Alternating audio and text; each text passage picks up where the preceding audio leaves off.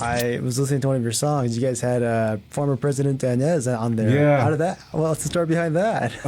That song, Here We Stand, that was a song I wrote after my dad was done with his election.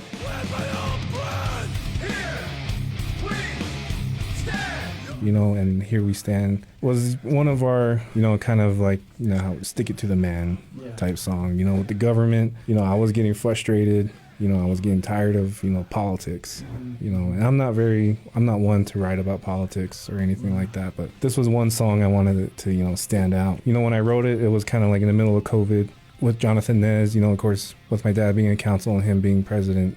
It's funny because when Mr. Nez, President Nez, and my dad both lost their elections, we went into the studio to record the record. I was kind of thinking, it's missing something. There's one more thing I want, just to stir the fire, just to tick people off, And I asked President Nez, I said, hey, can you put like a little dialogue here, kind of like not blaming the people, but just kind of like saying, hey, sucks to be you, and kind of that attitude. And that's where it came from.